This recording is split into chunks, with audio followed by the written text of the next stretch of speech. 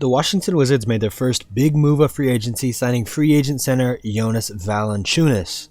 As a Wizards fan, I was taken aback. Why are we, a rebuilding team, signing a 32-year-old starting caliber center to a deal? But as I got to thinking more and more, it began to make sense. So what I want to do in this video is explain why we made this trade and why I think this is by far the most underrated move this free agency cycle. By the way, my name is Tyler, aka Wanzo TV. I'm a big Wizards fan, so let's get going. Now, there are many reasons why I think this move is underrated, so what I want to do to kind of condense it all is go reason by reason, and I'll put that on the screen as I talk about them, as to why I think this move was just so underrated.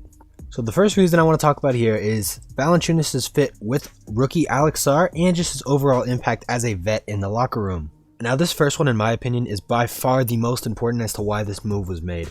His fit with Alex Sarr is going to be so beneficial to Sarr's development down the line. I really can't stress it enough. What I'm going to put on the screen now is a list of what I saw as Alex Sarr's strengths and Alex Sarr's weaknesses going into the draft. And as you can see, one of his two weaknesses for me was his lack of rebounding and his lack of ability to bang down low.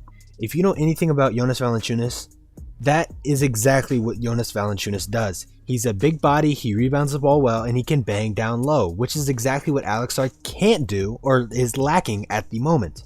So Jonas Valanciunas can start at the 5, help rebound the ball, help defend in the post, and kind of give Sarr a soft landing for these first couple years to learn the ropes and gain experience in that realm of rebounding and paint defense. And this is not the first time we've seen this with Jonas Valanciunas. If you remember, Jonas Valanciunas was on the Memphis Grizzlies when they were getting a rookie Jaren Jackson Jr. And Jaren Jackson Jr. falls into a similar boat. Sarr was one of his pre-draft comps, was Jaren Jackson Jr. And they fall into a similar boat where they're both kind of like tweener 4 and 5s. We don't really know what they're going to play. But with Jaren Jackson, Valanciunas was able to get that soft launch, able to get that soft landing for JJJ, to slowly develop rebounding, to slowly develop his rim protection, to slowly develop his ability to bang down low. And I think that's exactly what Valanciunas can do for Alex Sarr in DC.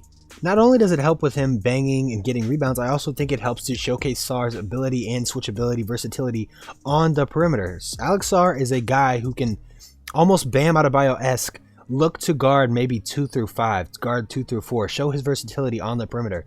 And I think Valanciunas gives him that luxury to where he doesn't always have to be attached to the 5 down low. Now, not only does Valanciunas benefit Sarr defensively, I also think he can help offensively, not necessarily with his play, but just with his ability to be the guy, the 5 in the paint.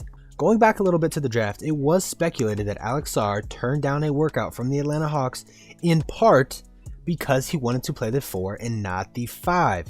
Which kind of tracks based on what we've just done with Jonas Valanciunas. Now, although I did just outline how I think it helps defensively with Valanciunas and Sarr, I don't think that was on the top of his mind. I think Sarr was more leaning towards the offensive side of the ball, which is tracks because most 4, 5s kind of tweeners guys like to have their ball in their hands and sit on the perimeter. We see that with Anthony Davis. Anthony Davis doesn't know if he wants to play the 4 or the 5 because he wants to be on the perimeter. He wants to be a shooter. We saw Kevin Durant.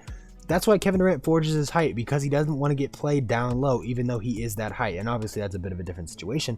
But we see these 4 or 5s, tall, lanky guys want to be on the perimeter. And I don't think that's any different than with Alex Sarr. I think Alex Sarr wants to be on the perimeter with the ball, kind of given the task to have the ball, make things happen. And I think that's beneficial for the Wizards because I think that's where you can maximize Alex Sarr's potential. He's obviously going to be able to finish the ball extremely well. He's obviously going to do these things. He's tall, he's long, he's lengthy, he can gain strength. He's going to be able to do those things. But what makes Alex Sarr the number 2 pick, what gives Alex Sarr the potential to be even more, is his ability to gain a perimeter game, to gain a shot on the perimeter. And I think Jonas Valanciunas opens that up for him on the offensive end because it allows Alex Sarr to not have to just sit in the paint, to not just be able to set screens, to not just have to catch lobs. He can be a guy where I can pass it on the perimeter and I'm able to go off the dribble. I'm able to do this off the perimeter, which is, I can't put it to words how helpful that will be in Alex Sarr's development on the offensive end of the ball. Use this play as an example. As you can see here, we have a 5-man who's Valanciunas in this situation, goes up and sets a screen on the point guard. And when he sets a screen on this point guard, his defender hedges, leaving Alex Sarr open on the perimeter. And what Alex Sarr does with the ball is he takes it and he drives downhill using his momentum and using his skill, a 7-1 frame, to go downhill and have an easy layup. And this is what I think Valanciunas can bring to Alex Sarr and his game. He gives him that opportunity. He opens the floor up for him offensively to do things like this and do this regularly, where it can become a consistent part of his development. So I'll let that clip play.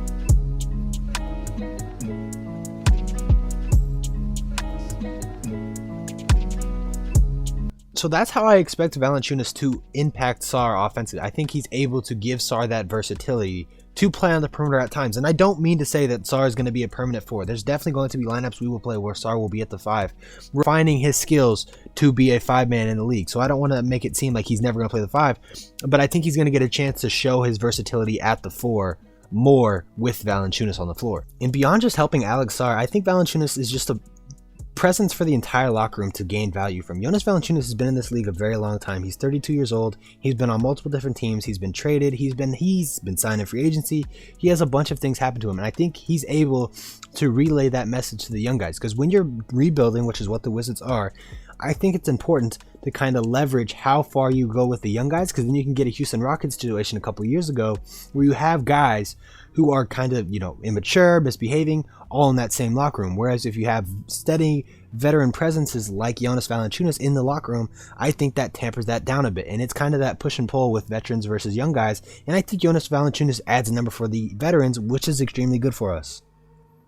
So the second reason why I like this Jonas Valanciunas deal, and I think it's so underrated, is the money amount. The money amount is only 3 for $30 million, which is not expensive at all. I think it's a flippable contract, like so if Valanciunas, plays his way out, I think we have enough Sarr development, then we can turn around, we can flip Valanciunas. I don't know what that'll be. I'm not optimistic it'll be anything like a first, but maybe a couple seconds, maybe some young player here or there, something like that. So I like the ability to trade it and that it's not a high dollar amount. So even if we can't find a trade, I have no problem paying Jonas Valanciunas $10 million on the bench when I'm probably not going to need it anyways. So I love the contract. That's my second reason why I think this is just a fantastic deal. For my third reason here is that Jonas Valanciunas has never been a heavy minutes guy, which on a rebuilding team, that's really good because it opens up minutes for other guys on the roster.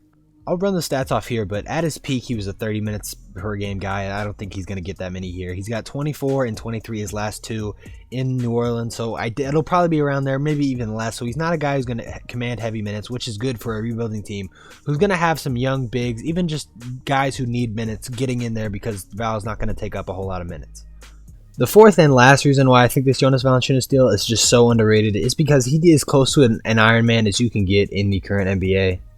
He just does not miss games. You can see the stats up here yourself, but he has only played less than 95% of the games in a season twice, and even still, both of those times were more than 85%, so he just does not miss games, and every time he plays, he starts. He's only missed one start in the last 367 games, so he's a complete Iron Man. You're going to get every $30 million we paid him, we're going to get all $30 million out of him. He's an Iron Man. He's not going to miss a game. That's why I love this contract even more. Now, I don't think this deal is all sunshine and rainbows. There are a few things that just aren't necessarily bad things, but just have me raising my eyebrows just a little bit. Just want to caveat this part with talking about Richaun Holmes getting a new contract. Richaun Holmes was technically extended and got a new contract. If you look at this at face value, you're like, what the hell? We just overpaid majorly for Richaun Holmes. That's not the case. He had a $12 million player option that he was going to opt to no matter what. So all we did was basically put the leverage back in our hands, gave him a 2 for $24 million contract, gave him the $12 million he was going to get this year no matter what, and gave him a non-guaranteed contract for next year if we potentially want to flip him into some trade. So basically, we just gave the leverage back to us while also getting Richaun Holmes paid, which is advantageous to the both of us, really. Now, I'm not mentioning that for nothing. I bring it up for a reason. If you look at the depth chart here, we have a ton of bigs. We have Jonas Valanciunas, we have Alex Sarr, we have Richaun Holmes, and we have Marvin Bagley, Tristan Vukovic, and I guess Patrick Baldwin Jr., if you want to call him a big. Now, those first 3 that I mentioned, I think are obviously safe. Just drafted Sarr, signed Valanciunas, and we just re-signed Richaun, obviously, so those 3 are safe. But in my mind, I think it creates a little bit of doubt for Marvin Bagley. I thought he was going to be on the roster just as like a, he's kind of here, expiring salary, maybe moving at the deadline, things like that. But now that you have these 3 centers / bigs playing in front of him, I don't think he really has a spot on the roster anymore. So I think we'd probably look to trade him in here in the coming days. I wouldn't be surprised if that happens. Maybe even by the time you're watching it, something happened with him. But I think that probably means Marvin Bagley's time in DC is probably over. Also, it raises a bit of doubt in my mind about the situation surrounding Tristan Vukovic. If you're not familiar, Tristan Vukovic had a team option that we declined, but that was all part of the plan. His contract was a little funky when he came over from Serbia, so we were just going to obviously decline his option, then re-sign him to a more standard rookie contract. But we haven't re-signed him yet, and we just signed a big while he wasn't extended. So while I do think we'll obviously get that deal done eventually, it's creating a bit of a cloud in my mind about how his role is going to look here, and just this is just, it's giving me a weird vibe even if we do re-sign him. So I don't know, hopefully everything goes there, but it's giving me a bit of a weird taste in my mouth with how this is all being handled. And then lastly, I do want to touch on how the lineup's going to look with Val and Sarr inserted at the 4 and 5 respectively. If you look at this lineup, obviously Val's going to start, Sarr is going to play the 4 presumably. If Kuzma is still here, which is a whole other conversation that I don't want to get into in this video, but if Kyle Kuzma is still here, he'll move up to the 3, which creates a rather big 3-4-5. Kuz's like 6'9", 6'10", Sarr 7'1", Val's a true 7 foot, maybe even 7'1". That's a really big front court there. And that creates a bit of like question marks around the 2, because if Kuz is at the 3, I don't really love Bilal playing the 2. I love Bilal, but I don't think he's ready to get that full 2-guard role. So I think we play Corey there, and that means Bilal's coming off the bench, which in my mind isn't super sexy to have your rookie or your second-year guy who's shown a bunch of potential coming off the bench in year 2. So that creates a bit of a funky dynamic there if it is Kuz still staying there, which obviously I would just hope we trade Kuz. I have another video on that, by the way. You should go watch all that. But that creates a bit of a funky lineup with the starting lineup. But I think everything will work itself out with different deals coming. So stuff like that. But I just want to throw it out there that it is a bit confusing that and mucky up there. So yeah. But yeah, that's really all I got for the Jonas Valanciunas deal. I genuinely believe it is a really, really good deal if you're a Wizards fan. If you're a Wizards fan, you're watching this, you're like, why did Jonas Valanciunas sign this contract? I hope watching this kind of gave you some clarity about why we did this and how it's going to help us going forward. But yeah, free agency is just getting started. We're going to have plenty of more deals. I didn't want to do like a full roster breakdown right now because I plan on doing like a free agency recap video towards the end of the free agency / offseason period, so I won't get into everything now, but we have a bunch of questions surrounding Tyus Jones, Malcolm Brogdon, different things like that. So stay tuned to the channel. We're gonna have more videos coming.